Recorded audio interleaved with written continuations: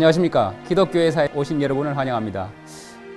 이번 시간에는 부활절과 이교 봄축제에 대해서 한번 살펴보는 시간을 갖도록 하겠습니다. 여러분, 부활절 준수는 어디에서 유래되었을까요? 초기 그리스도인들이 부활절 달걀에 색칠을 하였을까요? 베드로나 바울이 부활절 일출 예배를 드린 일을 들어보셨나요? 아닙니다. 그런 사실이 없습니다.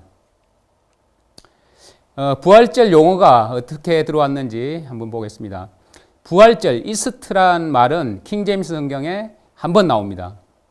즉, 이스트 후에 백성 앞에 끌어내고자 하더라라고 사도행전 12장 4절에 나와 있습니다. 사도행전 12장 4절의 부활절은 유월절 이후에 나오는 걸로 되어 있습니다. 그러니까 사도행전 12장 3절에 그때는 무교절 기간이더라고 기록하고 있습니다.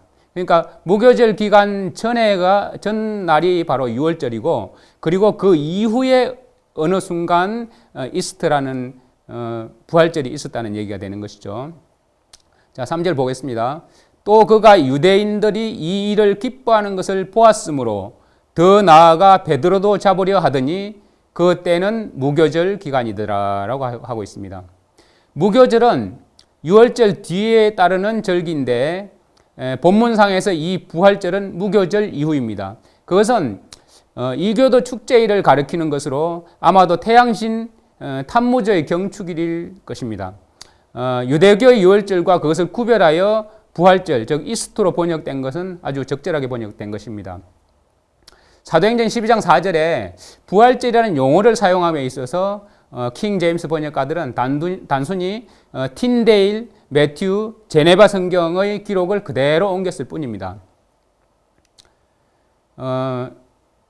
때는 무교절, 즉 누룩 없는 빵들의 날이라고 하는 이 무교절이라 잡음에 옥에 가두어 군사 넷씩 내 패에게 맡겨 지키고 이스트 후에 백성 앞에 끌어내고자 하더라라고 이제 틴데일 신약 성경에도 이렇게 나와 있습니다. 자, 여기에서 이스트라고 번역된 이 모든 말은 학자들이 다 이렇게 수긍을 합니다. 유월절이란 바로 헬라어 말인 파스카에서 나온 것인데요. 히브리어로는 페사츠라고 하죠. 그래서 영어로 패스오버라고 하는데 여기에만 유독 이스트라고 번역이 되어 있습니다. 유월절은 예수님이 예표이셨기 때문에 이 예수님께서 성취하셨습니다. 영어의 이스트와는 아무런 관련이 없는 것입니다. 이스트, 즉 부활절이라는 말은 그 본래적 의미에서 그리스도인의 표현이 아니라는 것은 잘 알려져 있는 사실입니다. 당시에는 예수님의 부활절이라는 것이 없었고 예수님의 부활을 기념한 축제가 없었다는 사실입니다. 성경에 그런 것이 나오지가 않습니다. 만일 있었다면 이랬어야 될 겁니다. 유월절 이후 3일 만에 있었어야 합니다. 그러나 여기에서 나오는 이스트는 이교의 축제였기 때문에 유월절 이후 어느 날이었던 것입니다. 자, 적어도 유월절과 일주일 이상의 간격이 있었던 것입니다. 왜냐하면 유월절 다음 날부터 일주일간은 누룩이 없는 기간인 무교절 기간이기 때문입니다. 그 이후에 이교의 이스트에 맞춰서 베드로를 끌어내어 이교 여신의 제물로 죽이고자 했던 것입니다. 이스트는 이교 여신, 즉 낮과 밤의 떠오르는 빛의 여신의 이름에서 온 그런 말입니다. 자, 부활절은 이스트는 에오스트레라는 용어, 그리고 사람, 그리고 이제 오스테라라는 그 여신이죠. 그러니까 지금 나오는 것들은 여신입니다. 그리고 아스타르테라는 여신, 그리고 또 이시타르라고 하는 그런 여신들의 현대적 표현이 바로 이스트입니다. 알렉산더 히슬롭에 의하면은 이 중 마지막 이 이시타르가 오늘날 우리가 발음하고 있는 이스트, 부활절이라고 일컬어지게 되었다고 그렇게 말하고 있습니다. 자, 바벨론 우상숭배에서 세미라미스는 하늘의 여왕 아스타르테라고 하죠. 이 세미라미스는 비둘기 혹은 여자 중보자로 이렇게 상징되었습니다. 그녀의 중보 없이는 누구도 결코 중생할 수 없다라고 믿었습니다. 오늘날 이와 동일한 이 불경스러운 로마 카톨릭에서 설파되고 있는 것들은 다만 갈대아의 아스타르테가 마리아 중보자 하나님의 어머니로 대체되었을 그런 뿐입니다. 자, 이 부활절이라는 말에서와 같이 이 부활절 기간에 행하는 많은 관습들 역시 비그리스도인 종교들에서 시작되었던 것입니다. 자, 그러면 이번에는 금요일과 물고기. 자, 금요일과 물고기가 무슨 관계가 있을까요?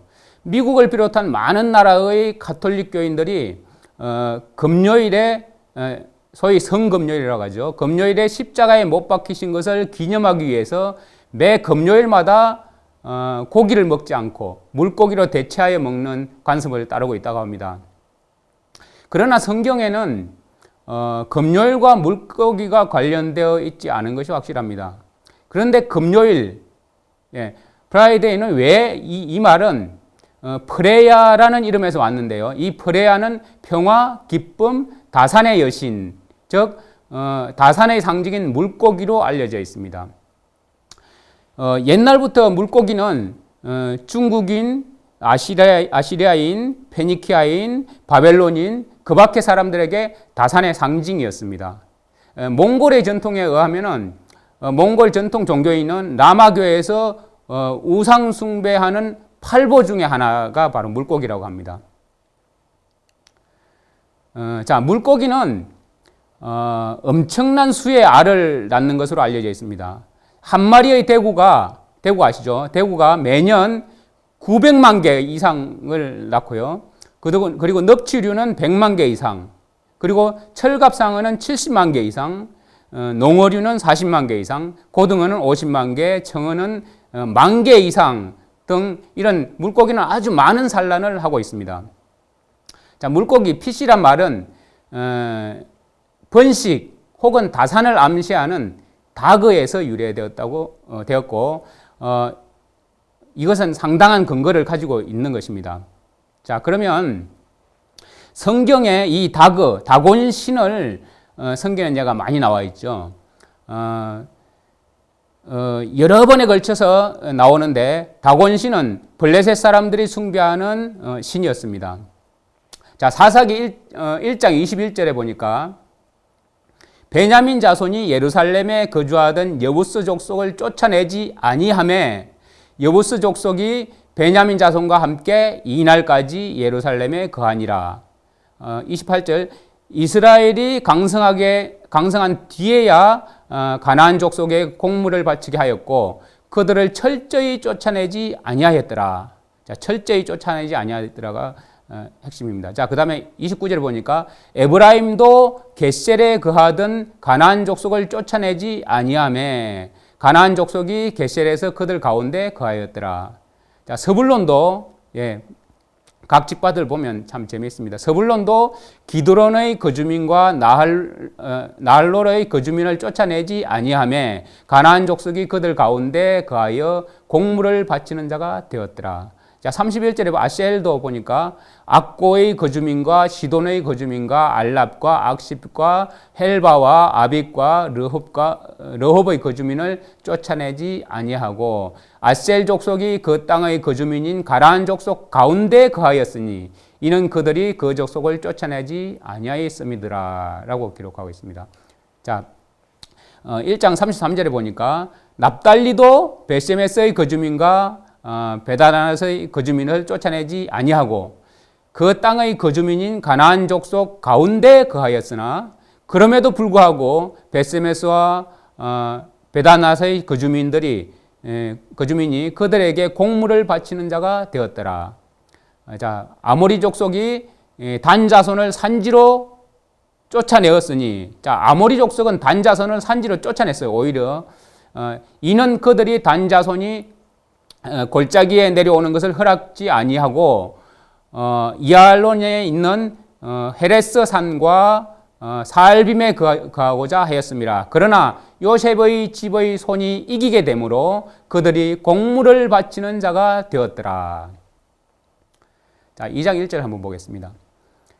주님의 천사가 길갈에서부터 보김에 이르러 말하되 내가 너희를 이집트에서 나오게 하여 너희 조상들에게 맹세한 땅으로 데리고 왔으며 또 내가 이르기를 내가 너희와 맺은 언약을 결코 어기지 아니하리니 너희는 이 땅의 거주민들과 동맹을 맺지 말고 그들의 제단을 헐라 하였거늘 너희가 내 목소리에 순종하지 아니하였도다. 어찌하여 너희가 이같이 행하였느냐. 그러므로 또한 내가 말하기를 내가 그들을 너희 앞에 쫓아내지 아니하리니 그들이 너희 옆구리에 가시가 되며 그들의 신들이 너희에게 올무가 되리라 하였노라. 자, 여기서 보니까 분명히 하나님께서는 이스라엘 백성들에게 가나안 족속들을 모조리 쫓아내라고 말했습니다. 하나도 빠지지 말고. 그런데 지금 각 성경 구절의 공통점이 뭐냐 하면 그들이 완전히 쫓아내지 아니하였다. 그러니까 조금 남겨놨다고 기록하고 있고요. 그리고 또 그들 가운데 거하였다고 하면서 그들이 뭐냐면 공물을 바치는 자. 자, 이게 뭡니까? 하나님께서 이스라엘 백성들에게 가나안에 들어보내면서 가나안의 모든 것을 다 그들의 소유로 주었습니다.